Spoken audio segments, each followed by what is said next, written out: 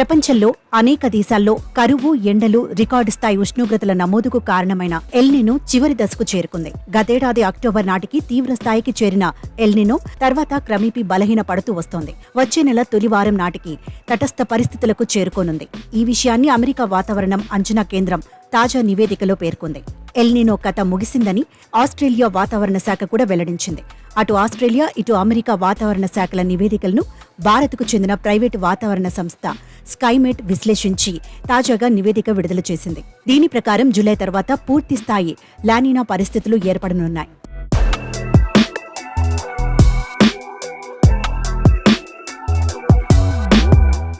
Pacific మహాసముద్రంలో ఉపరితల ఉష్ణోగ్రతలను అంచనా వేసే సూచిక నినో 3.4 రాబోయే 2 వారాల్లో 0.5 డిగ్రీలు అంతకంటే తక్కువకు చేరుకునే అవకాశాలు పుష్కలంగా ఉన్నాయి.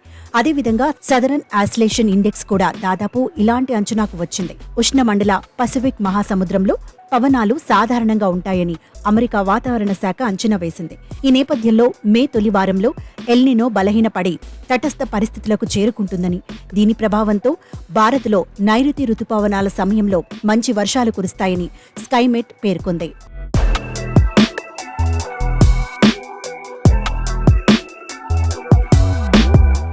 అసంగతమైన సముద్ర ఉష్ణోగ్రతలకు సంబంధించి నినో 3.4 సూచిక ఈ ఏడాది జనవరి నుంచి మార్చి వరకు గల 3 నెలల కాలంలో +1.52 డిగ్రీల సెల్సియస్ ఉండగా మార్చి ఒక్క నెలలో +1.24కు తగ్గింది.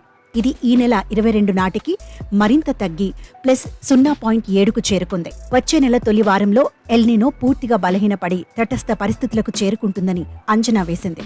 ఇదిలా ఉండగా ప్రస్తుత క్షీణ దశలో ఉన్న ఎల్నినో వచ్చే నెల నాటికి తటస్థ పరిస్థితులకు చేరుకున్న వేసవి సీజన్లో దేశంలో అసాధారణ ఉష్ణోగ్రతలు నమోదవుతాయని వాతావరణ శాఖ రిటైర్డ్ అధికారి ఒకరు వ్యాఖ్యానించారు. అయితే పసిఫిక్ మహాసముద్రంలో మారిన పరిస్థితుల ప్రభావంతో ఆ దిశ నుంచి వచ్చే చల్లని గాలులతో నైరుతి ఆశాజనకంగా ఉంటుందన్నారు.